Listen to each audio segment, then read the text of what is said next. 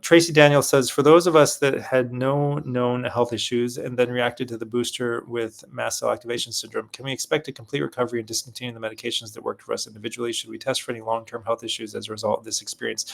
Yes, you can definitely fully recover. Everyone can really fully recover. So, as long as even, it's just how difficult it'll be, right? So, human beings, at least up until the age of 5 or 6, can generally speaking regrow the tip of their finger if they chop it off. Okay, this is real science. This is like, yeah, everyone knows this. Well, everyone doesn't know this, but everyone will agree with it if they look it up. So if you chop off the tip of your finger and you're like a 3-year-old, it will literally regenerate. You'll regrow like a salamander. You'll regrow the tip of your finger, including the nail. Okay, like a perfect new finger tip. But we lose that when we get older. So I do think that people can actually regain that. They just believe that they can, and it's harder to do. Obviously, as a child, it'll just happen automatically. But there are stories of people. I had a qigong teacher who mentioned somebody. I think that they had lost a bone in their ear or something, and he was like, "Yeah, that can be regrown." And other people have had experiences with qigong masters who help them recover from things that where there was something actually like missing from their body, and they had to kind of like regrow that missing piece. So it is possible to do this, and it's related to charge fields, electromagnetic fields, as Robert Becker discovered in the salamanders. And human beings can stimulate those electromagnetic fields within their own bodies, or healers can stimulate them for them. It's just that it's not simple. It's not easy. It's not that straightforward. It's not that fast, right? It takes prolonged effort and focus to do it over the course of, many months. So anyway, getting back to the question, yeah, definitely MCAS you can recover from. So it's likely that if you developed MCAS, that you had a predisposition to MCAS due to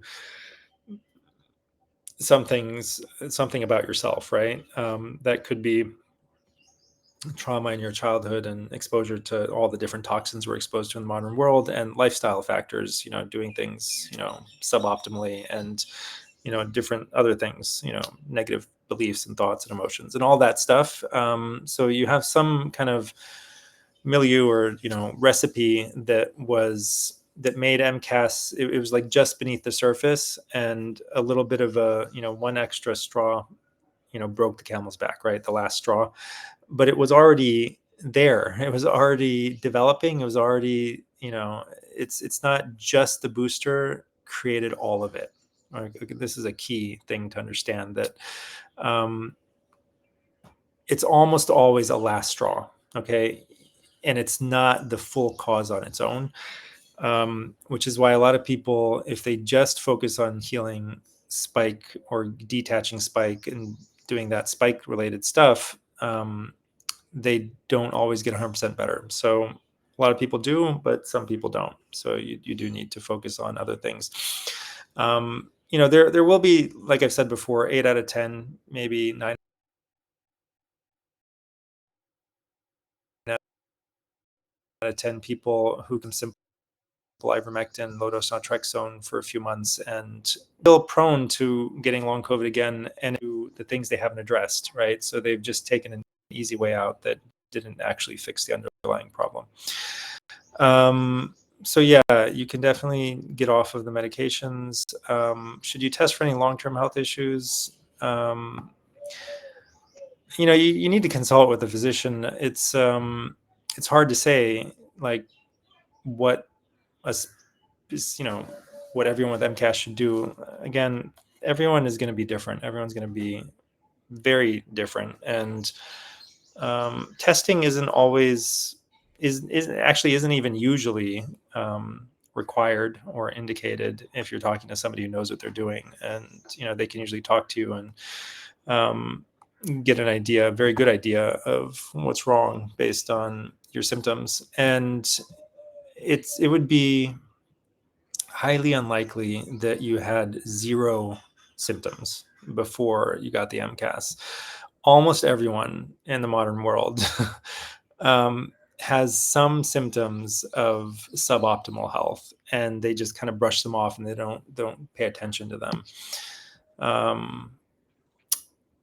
You can get a long way towards addressing and alleviating a lot of your problems by just making sure to incorporate stress management into your daily life if you're living in a modern industrialized society, because you are exposed to chronic stressors that no people before were ever exposed to. Okay, light can be a stressor. So if you have any lights on after sunset, you are exposed to chronic stress. If you sit indoors or work indoors a lot and you can't open the windows, like right now I have the window open, it's daytime here, and so sunlight is coming in, not going through window glass. When sunlight passes through window glass, it blocks the UV and it blocks the infrared, the near infrared. Everyone agrees infrared, near infrared are photobiomodulating beneficial wavelengths of light that have anti-inflammatory healing effects, right? Those are blocked. And then not everyone believes this, but it's true. The UVA also has beneficial effects, anti-inflammatory healing effects. And UVB is also a necessary nutrient, right? People think that it's harmful and they'll do things like, try to block it, and even put, layers on their glass that will specifically block out even more UV. But just plain window glass itself will block out some of the balancing wavelengths in sunlight that help to counteract the somewhat stressful effects of the blue light. So it's not that blue light's bad. Blue light is just like every wavelength in natural sunlight. It's extremely important for our health, and especially in the morning and midday, you want to get the blue light from the sun with the other balancing wavelengths so that it doesn't have a negative effect on you, but it gives you its positive effect while no negative effect. So blue light can kill cells in the retina, but not when you have the other wavelengths of sunlight. So anyway, my point here is that we're exposed to a lot of stress. Then there's Wi-Fi, and there's technology that we're using, and there's cell phone networks and all this stuff, right? 5G and 4G as well. And then there's the stuff in our air and our water and our food. And so there's a lot of stressors. One solution is to get rid of those stressors, right? You can't always get rid of all of them. And so you have to do something extra in order to counterbalance them. Okay. So when you cannot escape the harm, then you have to do something to counterbalance it. The best thing you can do is to remove the harm. Okay. That's absolutely the best thing you can always do from a standpoint of health and from any standpoint. So the most important thing is, if possible, remove the harm. And then if you can't remove the harm, then you try to do something that is natural, that makes sense to your body to counteract the harm. So breath work is what I'm trying to get at here, or qigong or tai chi or stretching even, or just walking or spending time with people, hugging people, sleeping with somebody. So human touch, massages, very, very beneficial, all of this stuff. But you have to structure it. You have to make a place for it in your day and do it every single day. So breath work is easy. I like alternate nostril breathing. And there's a buzzing bee breath also that works really well. But you have to kind of work up to it. You don't want to do too much too fast. But alternate nostril breathing is really easy. And there's research showing it balances brain waves in both hemispheres of the brain. If one side is clogged up, get something to kind of like push the nasal septum over so that you can try to unblock that side so that you can breathe in. So you could get like a copper wand, nasal copper wand from, I think it's called American Ayurveda. They have a website and they're also on Amazon. The copper wands can also be used for killing bacteria, microbes in your nose and mouth. So you can sweep it through your mouth, wash it, sweep it through each nostril, wash it, and it can be used, reused indefinitely.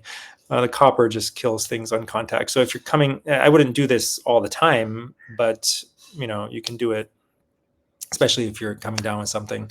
You can also get copper tongue scrapers. So it might, in some cases, for some people, be useful to kind of cull the herd, right? So you've got this microbiome that's very beneficial for you, but sometimes you need to kind of like beat them back a little bit. They're a little bit, overgrown.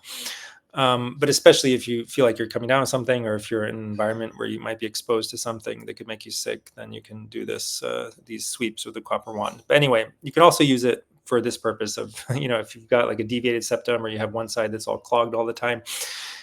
In that situation, only one hemisphere of your brain is being stimulated, basically, by the breathing that you're doing.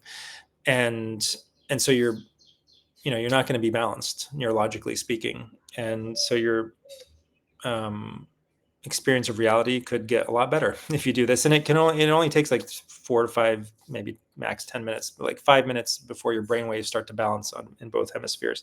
So your right and left hemisphere, right? So definitely give this a try. And again, do whatever it takes to unclog the nose if you need to. So you keep your mouth closed, and you you start off at the right nostril. First, you breathe out all the way, and then you breathe in, and just kind of count. Breathe in comfortably, fully. Maybe it takes 4 or 5 seconds to do it, and then you plug both nostrils. Hold your breath for as long as it took you to breathe in. So count up to the same number: 1,000, 5,000, whatever. And then you plug the right side, and then you breathe out through the left nostril for double the amount of time you took to breathe in.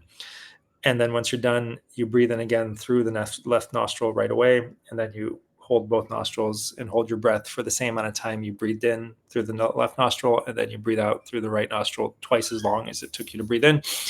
And that's one round. So you start at the right, go to the left, go back to the right, and that's one round. So you should always finish one round. And people do this for like 10, 20, 30 minutes a day, focusing on their breathing. It's meditative experience. It does come from Ayurveda, but it's not a religious thing. So anyone can use it. And in general, the things from Ayurveda and yoga and other things like that, Qigong, these aren't religious things.